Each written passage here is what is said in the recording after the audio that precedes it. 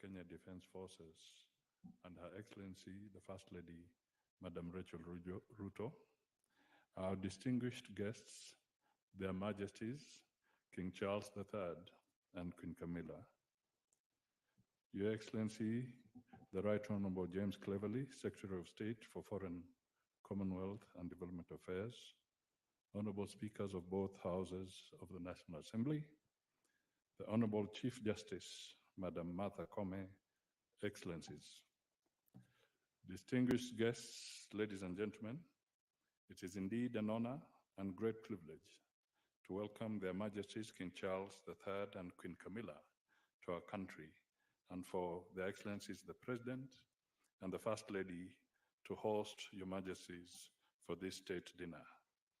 His Majesty the King is no stranger to this country, having previously visited Kenya in 1971, 1978, and in 1987. However, this is the first time that His Majesty is making the first visit to Kenya as King, and His Majesty's first visit as a monarch to a Commonwealth country. Indeed, the choice of Kenya as Your Majesty's first Commonwealth country to visit since Your Majesty's accession to the royal throne is both significant and historic. This visit also comes on the back of His Majesty the King and Her Majesty Queen Camilla hosting over 400 members of the Kenya United Kingdom community at Buckingham Palace last Tuesday.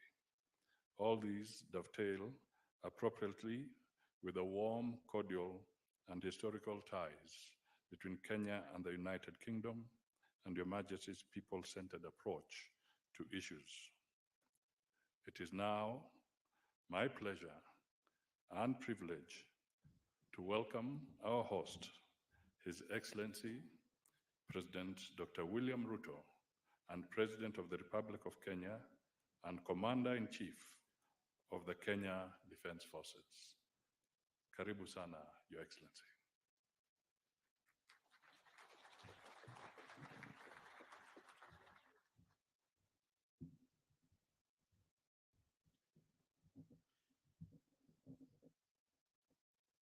Your Majesty, King Charles III, Your Majesty Queen Camilla, distinguished guests, I am delighted to have this opportunity once more to convey to you what an honor it is to receive and host you in Kenya as you make your 5th visit and the first since your coronation.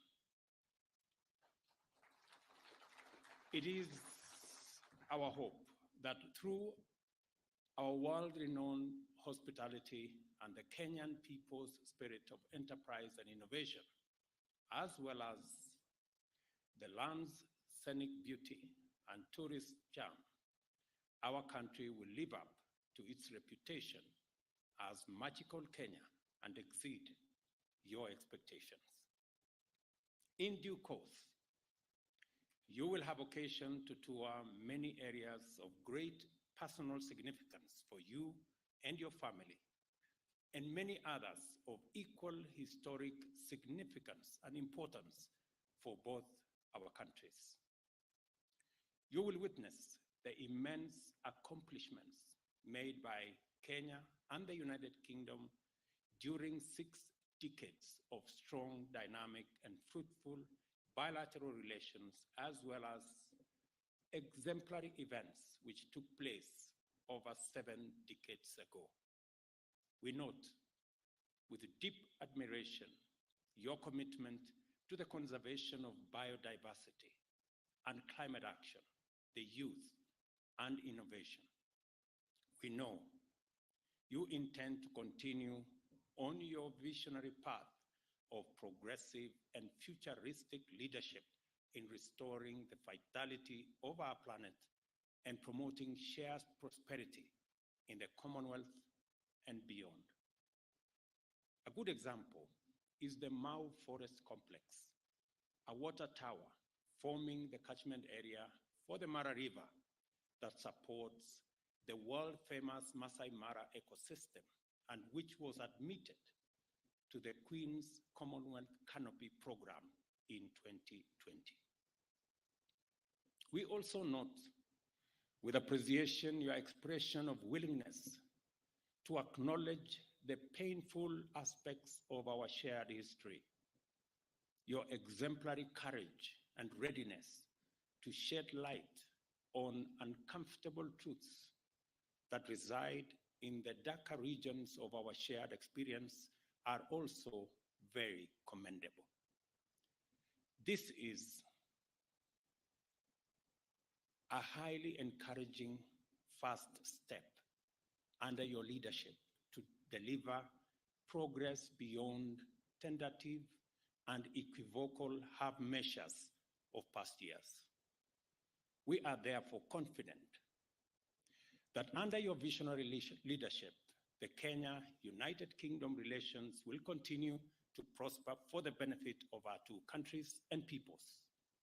We also note your commitment to the Commonwealth and the will to sustain the transformational momentum to make it an exemplary community of nations distinguished by unity of purpose, inclusive progress, and shared prosperity. Your visit, therefore, provides us with an opportunity to close ranks within the Commonwealth family in order to provide an inspiring beacon of hope in the possibility of transformative collective action on an ambitious and global scale. Our confidence is borne further out by the fact that you are a veteran visionary who desired long ago that global development should take into account environmental sustainability, and as early as in 1970, spoke about the menace of pollution and climate change with an urgency and intensity now associated with climate action activists and the Secretary General of the United Nations. Your Majesty, although it has been indicated that Kenya and the United Kingdom are celebrating 60 years of diplomatic relations, this by no means implies that our peoples were total strangers before that. Neither does it mean that we live in denial of our history. We cannot live as prisoners of the past. Neither can we go far into the future if we turn our backs on history and historical actions and omissions whose legacies encumber our present. As a matter of fact, formal British presence in Kenya was proclaimed in 1897 by an order in council, which inaugurated European settlement and the displacement, dispossession, and disenfranchisement of native Africans, paving the way for a brutal colonialism. And if colonialism was brutal and atrocious to African people, colonial reaction to African struggles for sovereignty and self-rule was monstrous in its cruelty. It culminated in the emergency, which intensified the worst excesses of colonial impunity and the indiscriminate victimization of Africans. I took you through earlier today the whole of fame and the whole of shame. While there has been efforts to atone for the death, injury, and suffering inflicted on Kenyan Africans by colonial government, much remains to be done in order to achieve full reparations. I am optimistic that through the Kenya-UK partnership, we shall keep up our endeavor to inspire the change we hope for by making people and their well-being the fundamental consideration in our pursuit of trade and investment, defense and security, conservation and climate action, research, development and innovation, as well as our work of designing a future that works for present generations and distant prosperity.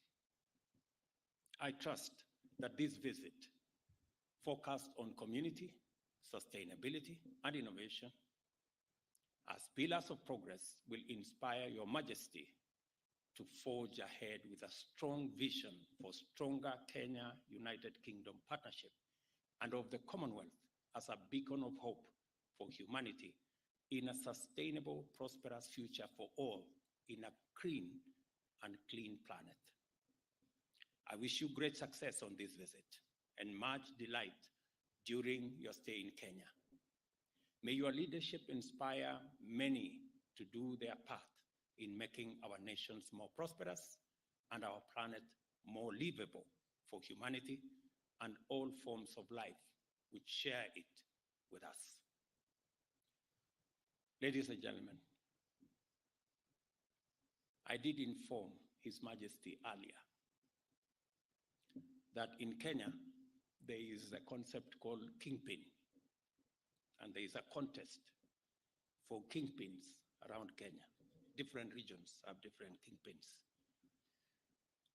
And there is a vicious contest for this kingpin position, which literally amounts to not so much. But this week, all contests about kingpins have been suspended because the king himself is in town.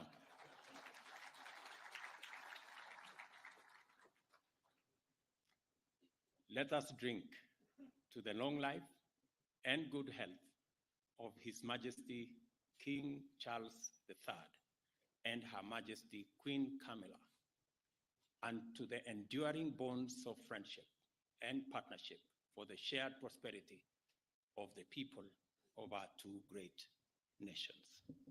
Thank you. God bless you. God bless Kenya. God bless the United Kingdom. Asanteni sana.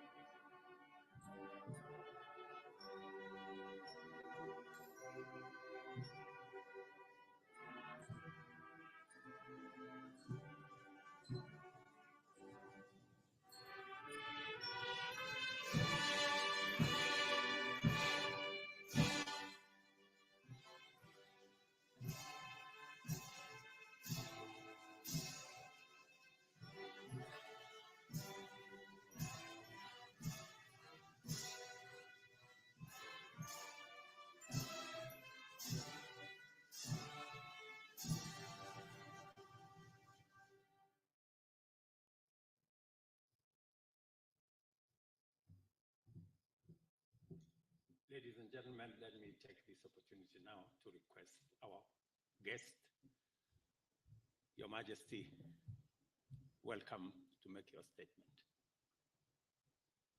And we can take our seats. Thank you.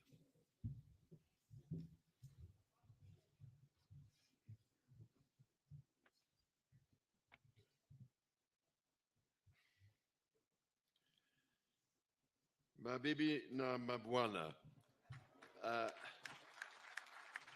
hamjambo, niaje, ni furaha yangu kuwa nanyi jioni ya leo.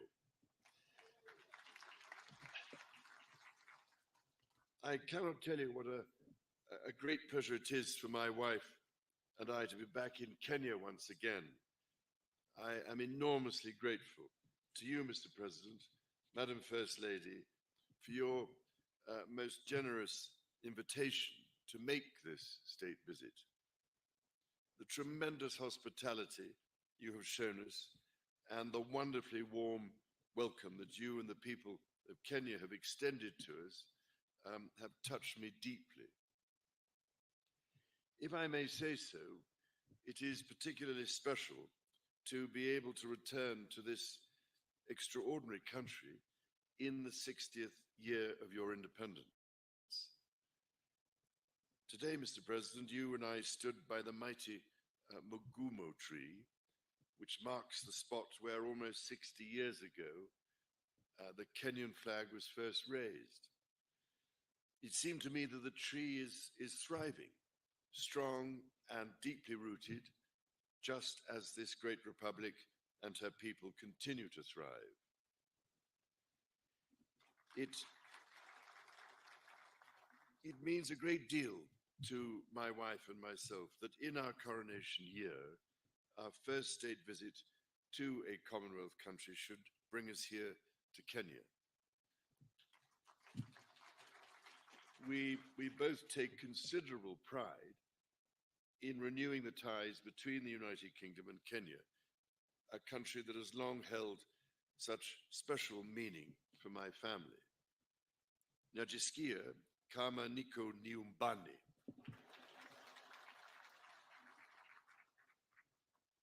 Now, it is well known, I think, that my dear mother, the late Queen, had a particular affection for Kenya and the Kenyan people. She arrived here in 1952, a princess, but left as Queen.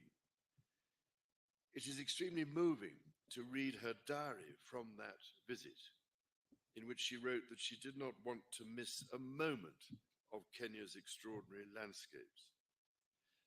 I really cannot thank you enough for the support Kenya gave her through that difficult time.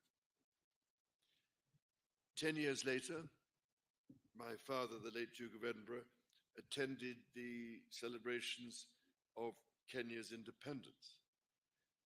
To mark the occasion, Her late Majesty wrote to President Jomo Kenyatta to convey her sincere hope that with God's guidance, Kenya would prosper and that her people would have peace and contentment in full measure. Nearly 50 years later, it was here in sight of Mount Kenya that my son, the Prince of Wales, proposed to his wife, now my beloved daughter-in-law. For my part, I recall as if it were yesterday my first visit to Kenya in 1971 with my sister, the Princess Royal. I was, it is fair to say, somewhat younger then, and I can well remember the meeting I had with President Jomo Kenyatta, a towering statesman who inspired such great admiration, affection, and respect. On subsequent visits here, I was most fortunate to be able to spend some time with Kenyan conservationists, from whose profound knowledge of their environment I learned so much. Among them was the late great environmentalist and Nobel Prize winner, Wangari Maathai, someone whom I greatly admired and loved.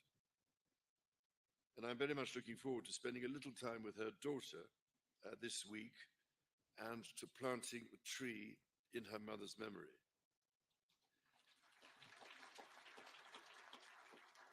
As Wangari Maathai said, when we plant trees, we plant the seeds of peace and seeds of hope. We also secure the future for our children. This is a sentiment that, as avid dendrophiles, lovers of trees, I know, Mr. President, that you and I share. Indeed, having been planting trees for most of my life, I thought I was doing rather well. But your ambition to plant 15 billion trees makes me look rather more critically at my own efforts. Ladies and gentlemen, my own and my family's special connections to Kenya are but one example of the myriad links between our two countries. The British people hold a deep affection for Kenya and visit in their tens and even hundreds of thousands every year. By the same token, I am delighted and proud that so many Kenyans choose to live, work, and study in the United Kingdom. Before traveling here, my wife and I held a reception in London to celebrate the invaluable contribution of Kenyans and British Kenyans to almost every field of British life, from the arts to medicine to academia. I was as touched by their affection for the United Kingdom as I was immensely grateful for what each of them brings to my country. It is the intimacy of our shared history that has brought our people together. However, we must also acknowledge the most painful times of our long and complex relationship. The wrongdoings of the past are a cause of the greatest sorrow and the deepest regret. There were abhorrent and unjustifiable acts of violence committed against Kenyans as they waged, as you said at the United Nations, a painful struggle for independence and sovereignty. And for that, there can be no excuse. In coming back to Kenya, it matters greatly to me that I should deepen my own understanding of these wrongs, and that I meet some of those whose lives and communities were so grievously affected. None of this can change the past, but by addressing our history with honesty and openness, we can perhaps demonstrate the strength of our friendship today. And in so doing, we can, I hope, continue to build an ever closer bond for the years ahead. As Jomo Kenyatta said, our children may learn about the heroes of the past. Our task is to make ourselves the architects of the future. Mr. President, in returning to Kenya, I have been struck by the many ways in which our country's relationship is now closer than ever. It is a modern partnership of equals facing today's challenges and looking to the many opportunities that together we can seize. Whether by using the King's Cross regeneration as a model for the Nairobi railway city, or by learning from Kenya how the blue economy can really work for local communities. All of you here this evening and across our countries deserve our gratitude for your ceaseless work to realize our joint ambitions. Our people's security is a paramount concern. It is fitting, then, that Kenya's first Marine Commando Unit was established earlier this year, trained by British Royal Marines. I also look forward to visiting Karioko War Grave Cemetery, where I will honor Kenyans and other Africans who died in 2 world wars. We must ensure all are granted the remembrance befitting their service. Kenya's efforts to address the existential challenges of climate change and biodiversity loss are remarkable. From generating over 90% of our electricity from renewable sources to ambitious reforestation and restoration programs, to hosting the first Africa Climate Summit here in Nairobi last month, Kenya is offering extraordinary leadership. The Nairobi Declaration brings together different peoples whose cooperation will be essential to solve some of the serious environmental and ecological challenges not only facing us in the future, but facing us here and now. And it is, if I may say so, absolutely vital that your and Africa's voice continues to be heard, including at COP28 and beyond.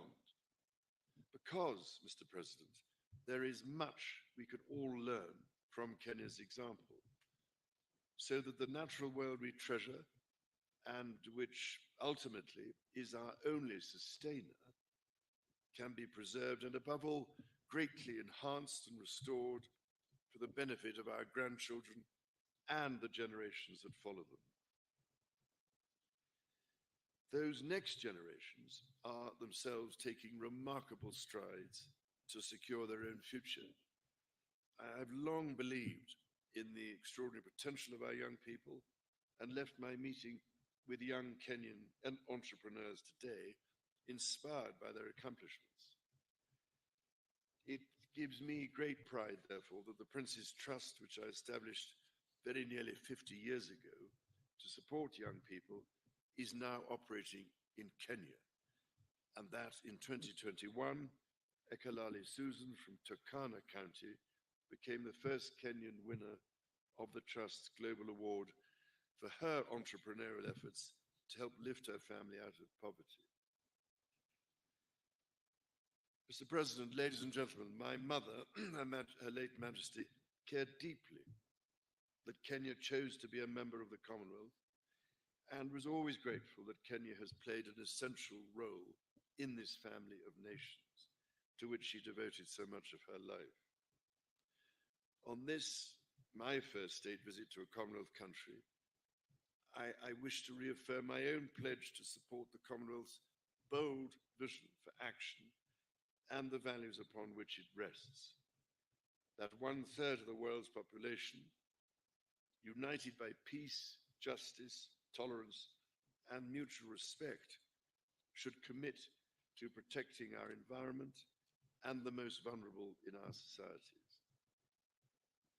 To this endeavor, Kenya makes a profound difference.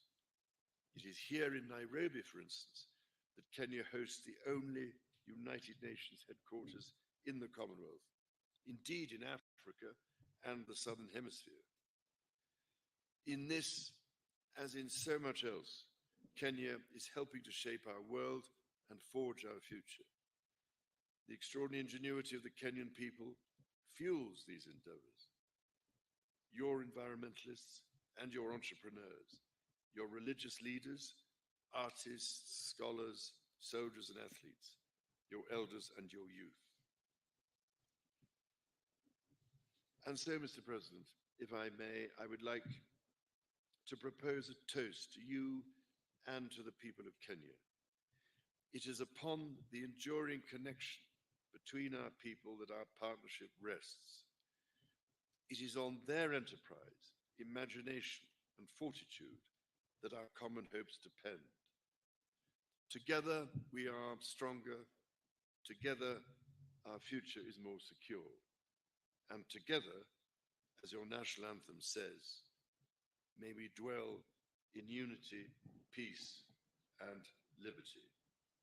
Umoja ni nguvu.